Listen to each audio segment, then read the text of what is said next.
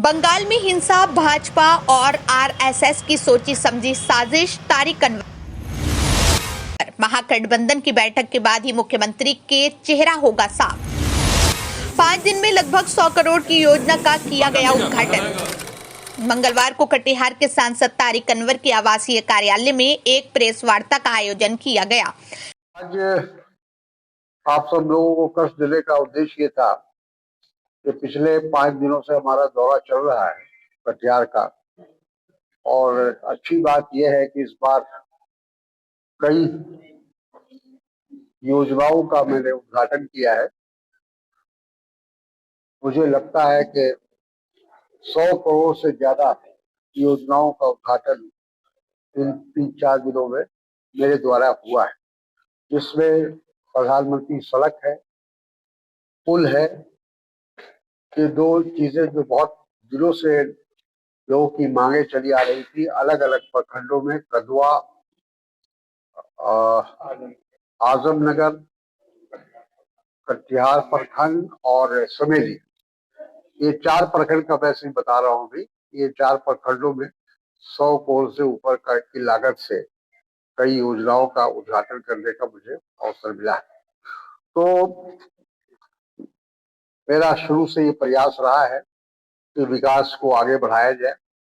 मेरा मुद्दा, मेरा एजेंडा हमेशा विकास रहता है, और मेरी कोशिश है कि पूरे कटिहार जिले में जितने भी पुल पुलिया की जरूरत है उसको किसी तरह पूरा किया जाए, क्योंकि हकीकत यह सच्चाई है कि आवागमन, सड़क, कम्युनिकेशन ये ऐसी चीज है कि किसी भी क्षेत्र के विकास के लिए आवश्यक है। अगर किसी क्षेत्र का विकास होना है तो सबसे पहले कम्युनिकेशन की आवश्यकता होती है, सड़क और पुलिया की आवश्यकता होती है।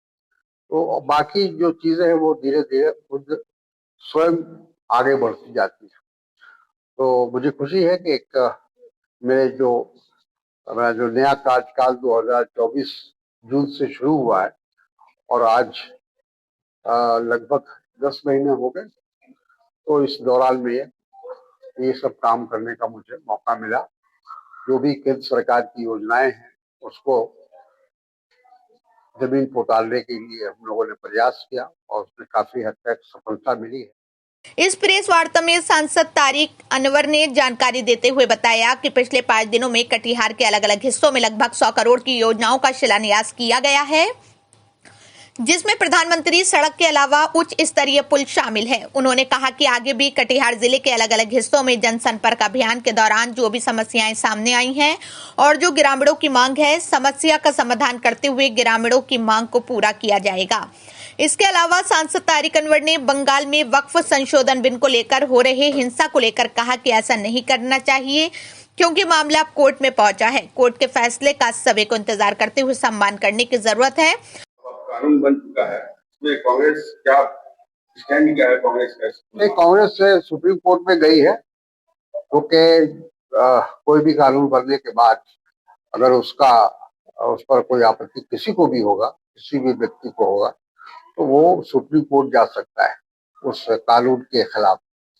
और हम लोग भी गए हैं, और बहुत सारी विपक्ष की पार्टियां गई हैं, और व्यक्तिगत रूप से भी, और कई संगठन भी गए हैं। तो मेरा ख्याल है कि सुप्रीम कोर्ट सब तमाम जो भी रिट पिटिशन मिला है या आवेदन मिला है, वो सबको एक साथ जोड़कर उस पर सुनवाई शुरू करेगी, डेट देगी, और सब अलग अलग संगठनों के जो वकील हैं जो वो उस पर अपनी बात कहेंगे, अपना दलील रखेंगे, और उसके बाद न्यायालय का जो भी फैसला होगा फिर जाहिर है कि सबको मानना होगा। इसके अलावा उन्होंने महागठबंधन में मुख्यमंत्री को चेहरे को लेकर कहा कि महागठबंधन की बैठक के बाद ही साफ होगा कि महागठबंधन से मुख्यमंत्री का चेहरा कौन होगा। वहीं सांसद तारिक अनवर बीते कई दिनों से हुए आंधी तूफान और बारिश की वजह से फसल के नुकसान को लेकर भी किसानों के लिए उचित मुआवजे की मांग की है। मौके पर कांग्रेस जिलाध्यक्ष सुनील कुमार यादव के अलावा किसान प्रकोष्ठ के प्रदेश उपाध्यक्ष दिलीप विश्वास, बीके ठाकुर सहित कई कांग्रेस नेता मौजूद रहे।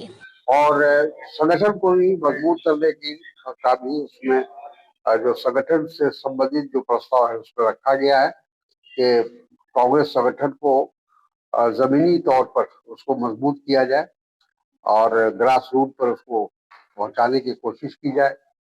दूसरा, जो लोगों ने जो पहले एक प्रस्ताव पास किया था उदयपुर में, तो वो प्रस्ताव ये था कि समाज के जो पिछड़े वर्ग के लोग हैं, समाज के कमजोर वर्ग के लोग हैं, महिलाएं हैं, उन सबको भी संगठन में महत्वपूर्ण जिम्मेदारी दी जाए।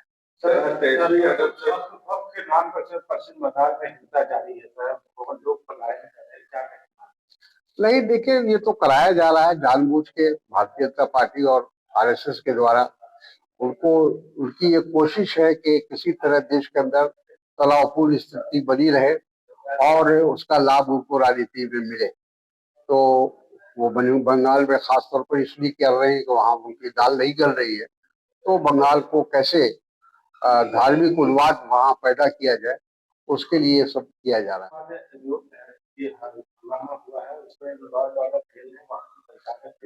बिल्कुल, वहां बताया तो मैंने कि उसपे आरएसएस और बीजेपी का हाथ है।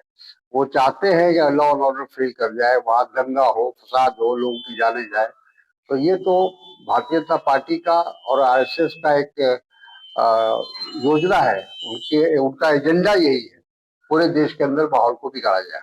तेजस्वी यादव आज गए दिल्ली से मुलाकात की हुई होगी, क्या लगता है कि सीएम फेस के रूप में कांग्रेस उसको एक्सेप्ट करेगी? सीएम फेस के रूप में कांग्रेस एक्सेप्ट करेगी? वो तेजस्वी यादव जी का मीटिंग के बाद उन्होंने बयान दिया है कि जहां तक मुख्यमंत्री के फेस का सवाल है, हम लोग आपस में बैठकर जो हमारे गठबंधन के साथी है उनके साथ बैठ के हम तय करेंगे।